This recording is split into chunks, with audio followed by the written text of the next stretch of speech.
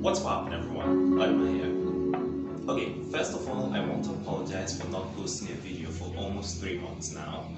I've been having a lot of issues, mainly with my laptop and some other things, but I think I'm back for now. I should be coming back with at least 3 videos within the next week or so.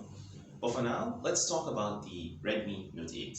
So I've had this phone since November last year, and I've been using it every day consistently as my main phone. And I have some thoughts.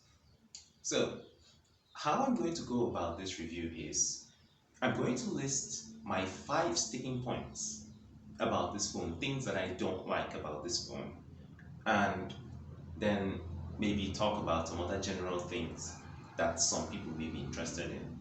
So, when it comes to this phone, it's a mixed bag experience.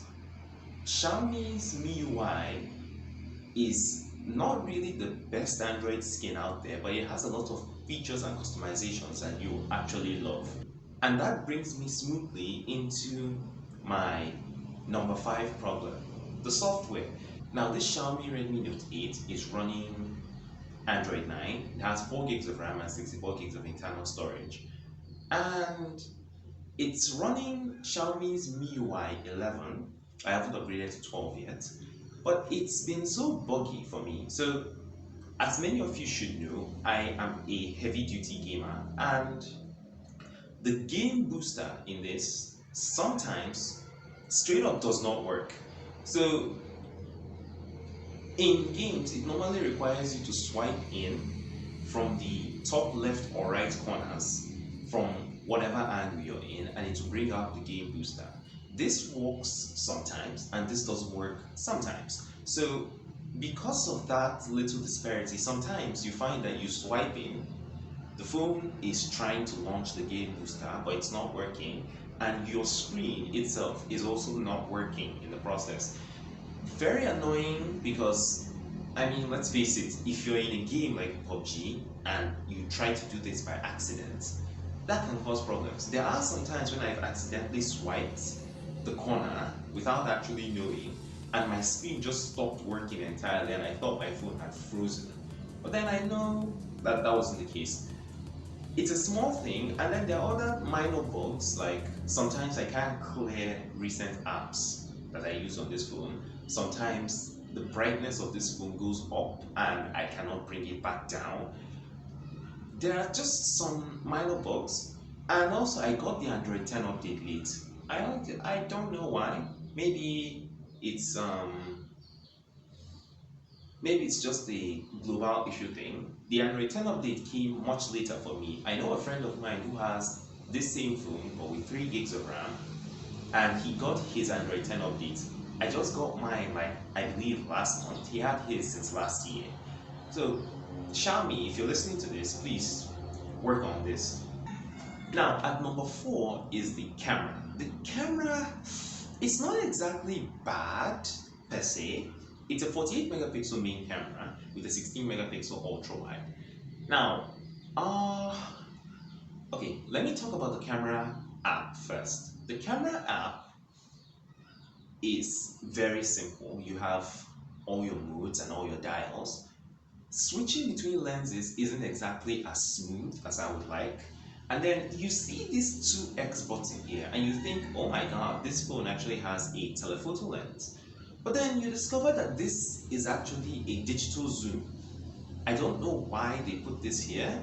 To me, I don't feel it's useful. They shouldn't have just put it there at all, especially since it is a digital zoom, and it makes some people think that this has an optical zoom lens. But maybe it's just me. I don't know about others. But then, aside from the camera app, the camera performance in low light or unideal situations is absolutely terrible. Sometimes you just see soft images, or sometimes they just lack no detail. I don't normally take pictures in the 48 megapixel mode, but when I do, if there isn't enough light, yeah, there's going to be a problem.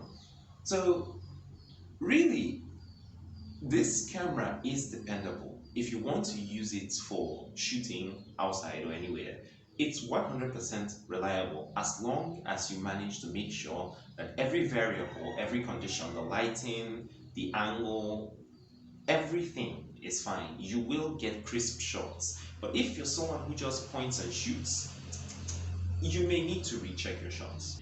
The battery is a 4000 milliamp hour battery, which is fine. I mean, I've used it comfortably. It gives me about 4 hours of screen on time, but I don't know. Maybe it's a personal nitpick. Actually, it is a personal nitpick. Coming from the Homage F1 that I was using a while ago, which was a 5150 milliamp hour battery, which could get me up to 8 hours of screen on time. You can watch the video up here. This is giving me closer to 4 hours. I haven't seen up to 5 yet. I don't know. It's a downgrade for me. Anyone who hasn't used a higher capacity battery will not complain too much. But yeah, I definitely did notice this. And it supports 18 watts fast charging, but the charger that comes in the box only supports 10 watts. Why Xiaomi did this, I will never know.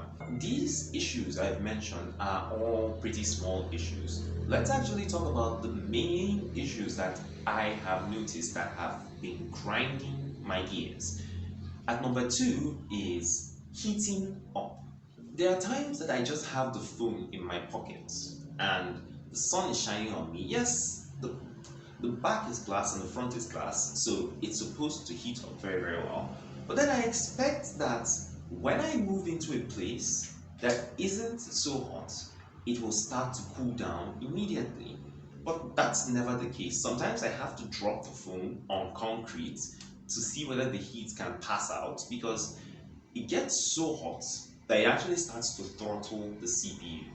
It's affected me in gameplay sometimes. So because of that, I normally have to have a fan next to me to make sure that it's cooling the phone actively. I don't think this should be a problem for the Pro variant of this, but for this, it was definitely a problem. And sometimes it got so warm, like this is the top part of the phone. The heat got so bad that I could actually feel it at the bottom of the phone, which is not really a good sign, especially for the battery. But hey, I'll live with it. And now, at number 1 is, it's actually tied in with number 2, but I thought I'd mention it. As anyone knows, I love to play games. I've said this at least a million times in almost all of my videos. Now, this is running a Snapdragon 660. That's all good and fine. But then it's consistently dropping frames in PUBG. Why? It's not a network glitch. It's actually the CPU not being able to keep up. Sometimes this is caused because it's actually heating up. Other times, it's just that the CPU is just trying to be idiotic. And I found myself many times just clearing apps, clearing RAM in the middle of gameplay. Sometimes I just land and my game does not render at all for a few minutes because it's trying to keep up with everything that's happening. It's not like it's not usable to play games, especially if you're someone who's aggressive, who likes to hot drop a lot. You won't have a problem with this when it works, but when it doesn't work, it can absolutely frustrate you. But it's just a minor thing and it doesn't happen all the time. If you want to make sure that it doesn't happen too frequently, always have a fan next to you whenever you're playing this, or something that will actively cool the phone down. It will actually help you to maintain a consistent frame rate in most of your games. Aside from all of these 5 things I just mentioned, I didn't actually go in depth on them to make sure that this video isn't too long. I mean, the phone itself is fine. It has a nice feel in hand. The glass is durable and has not broken for me. I don't put it in a case, but you can clearly see that it's still fine. Aside from the camera bump, which has a few scratches, but I don't really use the camera as much, so I don't really care. So, in 2021, would I tell someone to buy the Redmi Note 8? It depends on the price and what you want to do. If you don't really have that much of cash and you think you're someone who just wants to game a little, do social media a little, but you don't want like buttery smooth experiences in everything, go for it.